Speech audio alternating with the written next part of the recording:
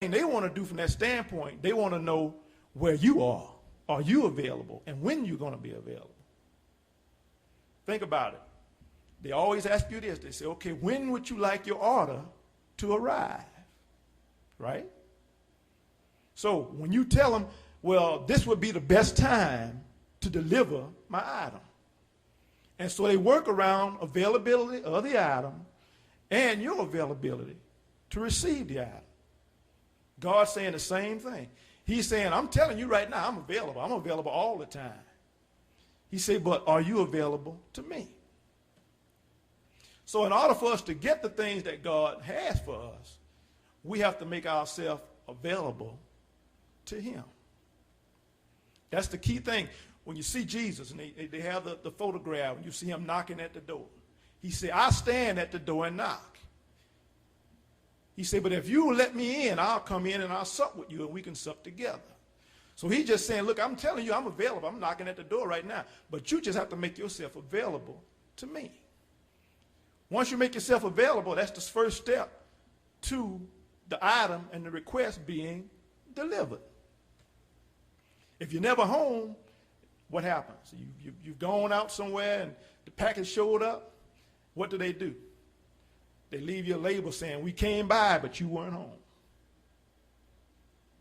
And they say, we're going to try again. And they'll tell you when. We're going to try again tomorrow after 4. They come tomorrow after 4. You're not there. They say, we came by again. You weren't home. After they try so many times, what do? They send the package back to the warehouse. Same principle. God continues to make sure you have to be available to him. The other thing we talk about, what? Specifications. They need to know the size of the package, height, how wide it is, what the weight is. Well, why would you need that? Because that determines how it's going to be delivered. That'd be like saying, well, look, just saying we're going to ship your boat somewhere. Well, they're going to say, well, we need some information. Is he going to get on an airplane and get a ticket? Yeah, that's the normal way you would do it. Or you get a plane ticket, or you get a train ticket, or he just driving his vehicle. But what if they said, I'm going to put you in a box and ship you there? You know what they would do?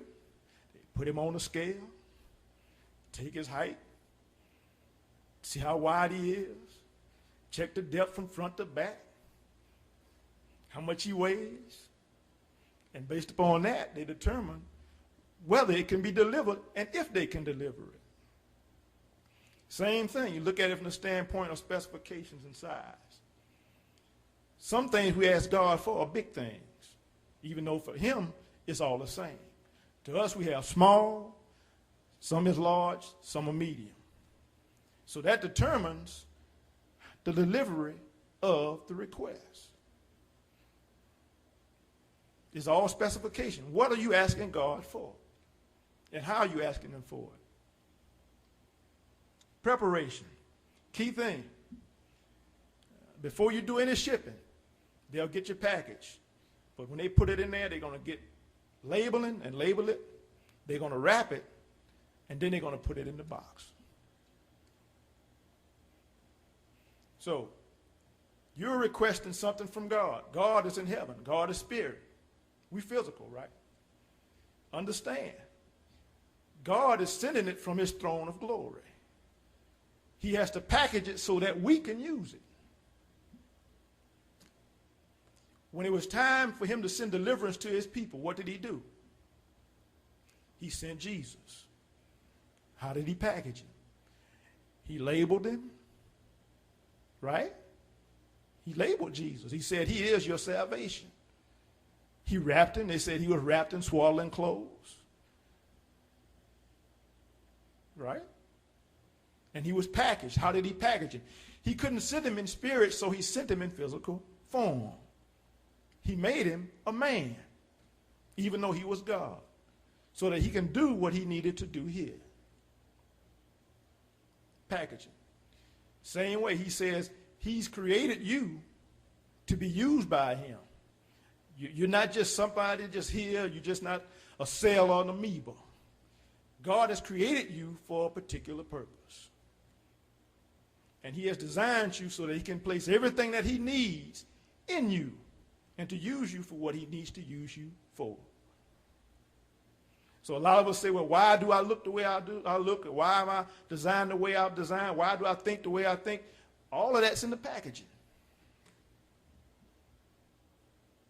Think about this. A lot of people say, well, why is there diversity? Why did God make us all look different? Can you imagine? And that's a beautiful lady, but I don't know if Net would want us all to look like her, would it? If we all look like her. She constantly looked at herself all the time. Jabot has images of his mom, but just imagine if we said Jabot and we said, well, we wouldn't know you from your mother because you look exactly alike. So how would you know that? You say, well, Rachel the mother, or you Rachel the mother, or you Rachel the son. Just imagine if we all looked alike. God knew what he was doing.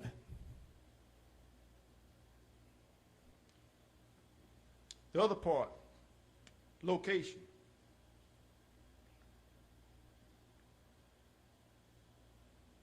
Key to the location is from whom and from where is the item being delivered, and to who and where is the item being delivered. And understand this. Location impacts your delivery.